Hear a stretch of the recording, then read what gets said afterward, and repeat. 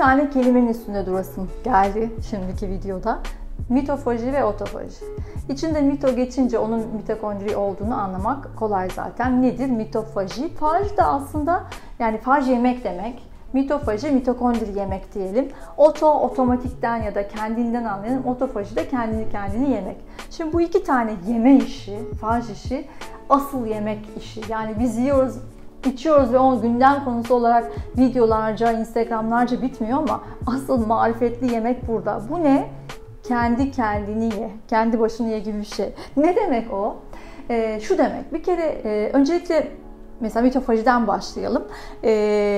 Hücreler hayatta kalma yeteneklerinin çok üst düzeyindedir. Çünkü yani biz insan olarak zaten çok üst bir canlıyız. Hücrelerin de hayatta kalma içgüdüleri çok becerikli. Ne yapıyorlar bunlar? Kendi aralarında bir hiyerarşik sistemleri var. Şöyle, sanki bir dedektör sistemi var ve dedektör sistemi vücut içinde dolaşarak o vücuda yakışmayan, işini iyi yapamayan, performans çıkaramayan hücre parçalarını veya hücrenin tamamını yok ediyor ve onu kendisi için aslında yedek parça olarak kullanıyor. Yani mitofaji ve otofaji sanki eski bir arabanın küçük parçalarının alınıp yeni arabaya yedek parça olarak kullanılması gibi düşünelim. Niye bu hayatta kalma içgüdüsü var? Çünkü eğer bozuk yedek parçalar olursa kolay tekleriz. Bunu erteleyebilmek için gövdenin içerisinde böyle bir hiyerarşik düzen var. Yani o kadar birbirleriyle anlaşarak iyi bir diyalog içerisindeki hücreler. Düşün, sen bir hücresin ve normalde yapman gereken işi yeterince yapamıyorsun ve sen de diğerleriyle sana söylendiği halde hemfikir oluyorsun. Şimdi senin öldürülmen lazım çünkü bütünün iyiliğine bir şey yaramıyorsun. Yani böyle bir toplumsallık var. Mitofaji, mitokondrinin yedek parça olarak kullanılması, otofaji hücrenin tamamının demek. Olay önce mitofaji ile başlıyor. Çünkü enerji üretilen ve asıl böyle canlılığın sağlandığı yer mitokondriler ya. Eğer mitokondriler zaten bir hücre içerisinde çok fazla sayıdalar. Eğer iyi enerji üretemiyorlarsa, senin yüzünden olabilir, kötü yemek yiyorsundur, işte nefesin iyi değildir, uykun düzenli değildir vesaire, hızlı yaşlanacak her şeyi yapıyorsundur. İşte bu sebepten ne yapsan mitokondrin de kötü çalışıyorsa, diğerlerinden daha kötü olan mitokondriler kendileri diyorlar ki ben sistemi kapatıyorum. Yani benden çıkan enerji bir işe yaramayacağı için artık beni yedek parça olarak kullanabilirsiniz. Böylece mitokondrileri vücudun diğer tamamı yedek parça olarak kullanıyor. Taze, iyi enerji çıkaran mitokondrileri ortada bırakıyor. Yoksa çok hızlı paslanırız. Bu birinci hareket. Ama bazen biz o kadar zorluyoruz ki veya yılların da etkisiyle mitokondrilerin yok edilmesi işe yaramıyor. Yani sadece mitokondrilerin yenmesi bir işe yaramıyor. O zaman da o hücrenin, yani kötü çalışan mitokondrilerin ve diğer organcıkların olduğu hücrenin tamamının yok edilmesi gerekiyor. Hücrenin bir kısmını değil. Ona da otofaji, yani hücrenin tamamının yok edilmesi. Çok da bayağı yemelik bir şey, hareket şeklinde oluyor. Yiyecek olan rizozom isimli eriticiler, yok ediciler geliyor. Hangi hücre bozuksa önce onu ağ gibi böyle sarıyor, etrafını kapatıyor, içine alıyor. İçinde enzimlerle onu eritiyor, yok ediyor. Ortalığa bir şey kalmıyor. Yani aslında bir bakteri, bir virüs vücuda girdiğinde de buna benzer bir etrafını sarma ve içeride eritme sistemi oluyor. Şimdi bizim bilmemiz gereken, mitofaji kötü çalışan, enerji üretirken çok serbest radikal, özellikle artık çıkaran mitokondrilerin yok edilip temiz mitokondrilerle enerji üretilmeye çalışılmasıdır. Eğer burada bir tekleme olursa veya o hücrenin içerisinde çok işler hatalıysa, çok mitokondri hatalıysa artık hani tek tek kurtaramıyoruz. Toptan bu hücreyi otofaji ile yok edelim cevabı geliyor. Şimdi burada asıl kritik noktaya geliyoruz. Buraya kadar anlamak zor değil ama asıl anlayacağımız şey şu. Normalde mitofaji ve otofaji hep oluyor. Olmak zorunda, dediğim gibi vücut hayatta kalmak için üstün mekanizma olarak, yani sistemi koruyor. Yani sistem bütüncül. Bütünün hayrına feda edilecekler seçiliyor.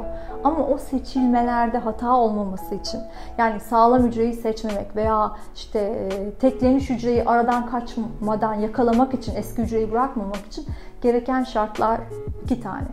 1, aç olmanız lazım. 2, mümkünse gece ve uykuda olmanız lazım. Yani otofaji ve mitofajinin en iyi yapıldığı zaman vücuda enerjinin girmediği ve vücudun tam da reset modunda, sakin uykuda olduğu zaman, yani her gece biz yattığımızda, özellikle akşam yemeğini öyle alıştığımız üzere 8'lerde 9'larda değil de her zaman benim söylediğim gibi saat 5'lerde bitirdiğimizde ve uyku hormonunun geldiği 11'de yatağımızda olduğumuzda, işte o zaman 11'den sabaha kadar olan iş, ne kadar uyduruk mitokondri ve hücre varsa onların vücudun devamı için hem yakıt hem yedek parça olarak kullanılması. O zaman tarayıcıların, yani eski ve yeni hücreyi tarayan hücrelerin gözleri çok açık, akılları çok yerinde, hata yapmamaya daha yatkınlar. Gerçekten kötü olan hücreleri bulup onları yok etmeye daha yatkınlar. Yani otofaji normalde bizde oluyor. Ama gençlikten yaşlılığa doğru giderken otofajiden kaçan hücreler, kötü olduğu halde düzeltilmemiş mitokondriler, İşte bunların birikmesi ya aslında yaşlılık, bir tür yenilenememe sorunu ya. Evet, her gece yenilenmek için ve eski hücreleri yedek parça yapmak için gece aç ve zamanında yatmak gerekiyor. Çünkü otofajinin yapıldığı en iyi saat ve en iyi durum o. Yemek yerken olamıyor. Çünkü vücuda enerji gönderdiğin zaman bir iş yaptırıyorsun. Yani mitokondrinin kötü enerji üretilmesiyle bakılacak zamanda değiliz. Çünkü zaten sürekli enerji geldiği için onları bir halledelim durumları var orada. O yüzden bir sistemi kapatıp bir sistemi açman gerekiyor. Her an vücutta her iş yapılmıyor. Öyle olsaydı zaten uyumazdık ya da ne bileyim aralıklı yemezdik vesaire. Bir işlerin yapıldığı zaman var, öbür işlerin yapıldığı zaman var.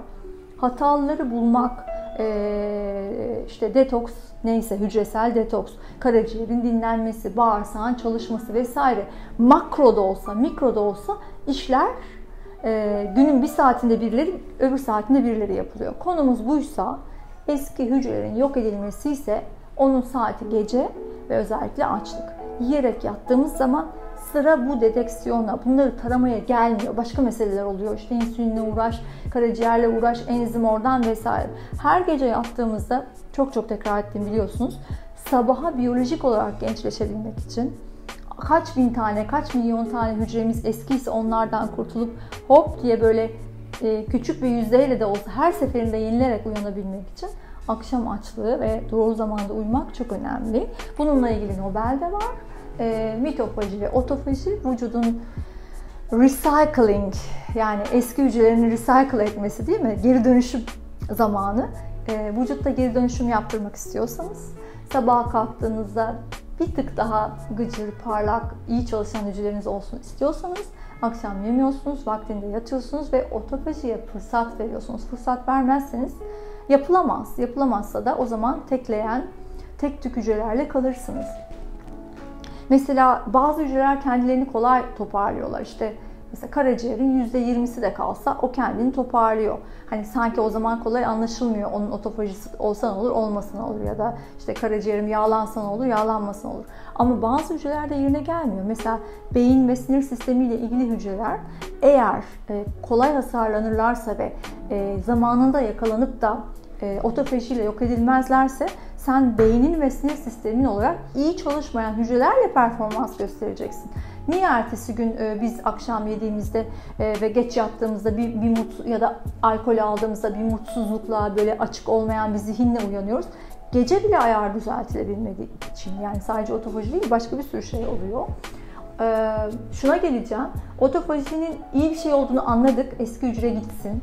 Ama hücreleri çabuk eskitip de çabuk onlardan da kurtulursan, karaciğer falan gene kendini toplar dediğim gibi, ama beyin, sinir sistemi gibi kolay yenisi yerine gelmeyen hücreler için bir bakarsın senin 40'ında, uyduruyorum şu anda, 10 milyar hücren varsa 50'inde olmuş 8 milyar, 7 milyar, neyse giderek azalıyor. Yani beyninin içerisindeki işleri sen giderek azalmış hücreyle yapıyorsun. O yüzden de doğru recycle, doğru yenilenme, yeniden dönüşüm için akşam yemeği yok, vaktinde yatma var. O zaman sabah kalktığında beyin dahil bütün vücuttaki eski hücrelerin bir kısmından düzgün bir şekilde kurtulmuş oluyoruz. Bu konu zaten eskiden beri bilinirdi. Otofajinin ne kadar kıymetli olduğu, ama son 2 yıl, 3 yıllık tıp ve fizyoloji ile ilgili Nobel'ler zaten bunun altını fazlasıyla çizdi. Otofajinin yeterince yapılmadığı durumlarda kanserden bütün dejeneratif hastalıklar, yani ilerleyerek hani öldürmeyip süründüren hastalıklara kadar bir sürü hastalığın altında yetersiz otofaji olduğu bulunduğu. O yüzden otofajiniz iyi olsun diye faj, yeme. Siz yemezseniz eski hücreler birbirlerini gece yerler.